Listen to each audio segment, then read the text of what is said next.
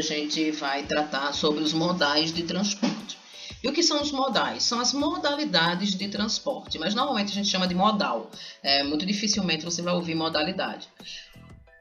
Os modais de transporte são a alma da questão logística e são eles que influenciam diretamente os custos logísticos. Obviamente, existem outras questões logísticas, mas a parte mais importante no questão custo é a questão do transporte.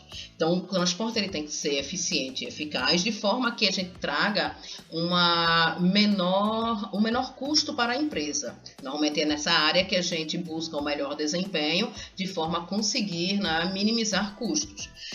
Primeiro tem um problema de sazonalidade. O que é isso? Um problema de coisas de época. Então nós precisamos entregar produtos de época e esses produtos têm que chegar no tempo certo. Imagine que o panetone não pode chegar depois do Natal, que o ovo de Páscoa não pode chegar depois da Páscoa. E além disso, tem a questão também das condições dos cultivos de produtos que são influenciados pelo clima. Então nós temos que ter a chegada das sementes na época certa para que o plantio seja também na época certa. Então tudo isso influencia profundamente, a gente sabe que em primeira instância no custo, mas também na questão da eficiência da produção. A importância do sistema de transporte eficaz, ele vai trazer vai ser influenciado com uma maior concorrência, a gente vai ter uma relação com as economias de escala e também a gente precisa desacoplar mercados, porque a gente precisa de um alto índice de produtividade que só vai ser conseguido se nós tivermos uma independência na questão da cadeia produtiva e, obviamente, a redução dos preços. Tá? A economia de escala, ela se refere ao fato de que o custo por unidade aumenta em relação ao tamanho da carga. Então, quanto mais coisas nós carregarmos, menos será gasto. Então, a gente precisa, no mesmo modal de transporte, a gente precisa, na mesma viagem, carregar o máximo de produtos que pudermos. Seja era uma carreta, um container, um vagão. Então, quanto mais a gente carrega, menos a gente gasta. Faz sentido, né? Um caminhão que vai só com uma caixa dentro, o custo do frete dessa caixa vai ser altíssimo. Mas se nós carregarmos esse caminhão completo, o custo é um só e vai ser distribuído pela quantidade de caixas que nós vamos carregar. Então, isso obviamente diminui muito o valor do frete. É por isso que muitas vezes o frete é tão caro. Quando você quer um frete mais rápido, você paga mais caro. Por quê? Porque você vai ter uma entrega exclusiva. Certo? Então, a economia de escala se refere à questão de quanto mais a gente carrega, menos custo nós vamos ter. A economia de distância. A questão do custo de transporte tem uma relação com a questão da distância. Então, quanto mais longe a gente vai, obviamente, mais caro fica.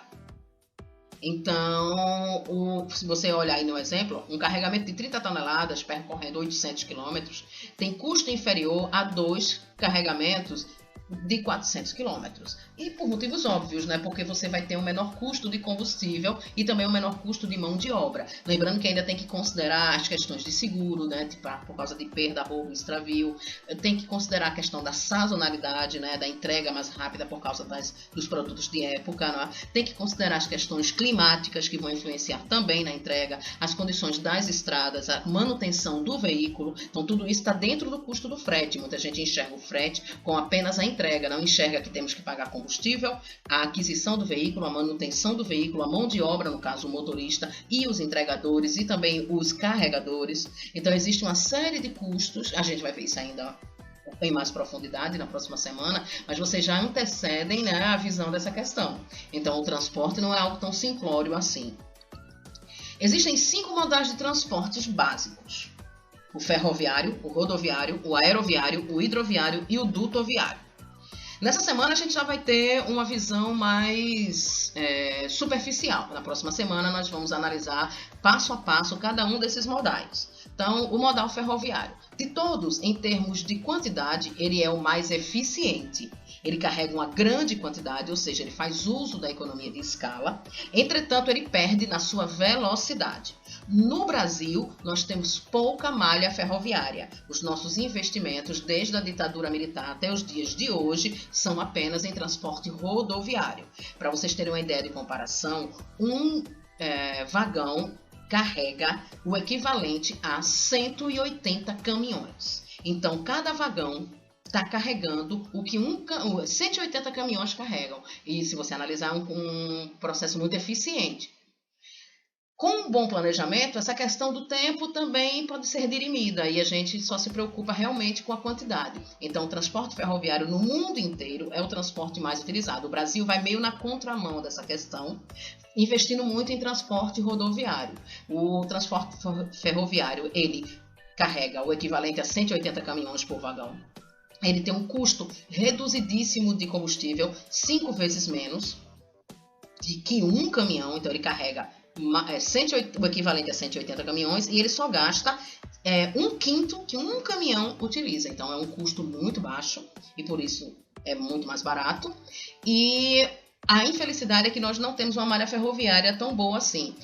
Nós saímos na frente na época do Barão de Mauá, que ele fez a primeira ferrovia do Brasil, ainda na época de Dom Pedro II. Entretanto, ficamos para trás por causa dos investimentos, né, com a questão rodoviária, principalmente com a chegada, né, das empresas que fabricam veículos, como o caso da Ford, Fiat, etc. Então, esse investimento acabou sendo voltado para a questão rodoviária. Os Estados Unidos têm uma malha ferroviária que é muito eficiente. A Europa também, tanto no transporte de carga quanto no de passageiros. No Brasil a gente não tem. Até os anos 80, o Brasil tinha uma malha ferroviária que atualmente está sucateada, mas nós tínhamos uma malha ferroviária muito eficiente, tanto para o transporte de pessoas quanto para o transporte de cargas. O transporte rodoviário, vocês estão vendo aí que tem vários tipos de carroceria, a gente vai entender os nomes de todas, e ele é o transporte mais utilizado atualmente no Brasil. É por isso que o frete no Brasil é tão caro, porque a gente errou no modal de transporte, na tomada de decisão do modal de transporte. O transporte aeroviário, que é o transporte mais rápido, entretanto ele é o mais caro. Por motivos óbvios, porque o custo do combustível e da manutenção de uma aeronave é muito alto. Então, esse aqui é um caminhão de carga, né, que vocês podem ver. Tem o transporte aquaviário, que ele é lento, mas ele é extremamente barato.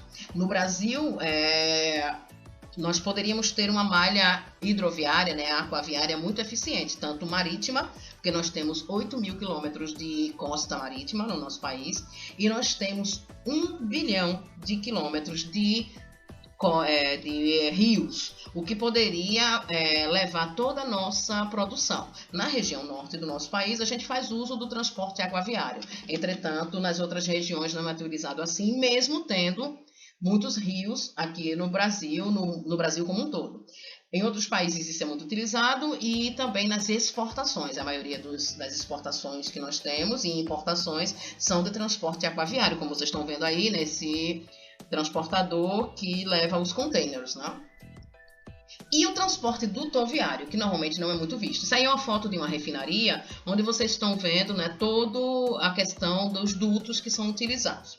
Esses tubos, eles, para vocês terem uma ideia do que como funciona isso numa refinaria, podem ultrapassar 200 quilômetros. Então imagine que num terreno de uma refinaria você pode ter o equivalente a 200 quilômetros de dutos. Esses dutos, eles podem ter inúmeras cores. Isso aqui é o interior de uma refinaria. Então vocês estão vendo aqui, né, dutos na cor azul, amarela, verde, vermelho, branco, cinza. Então você vai ver azul claro, lilás. Então você está vendo uma série de cores aqui.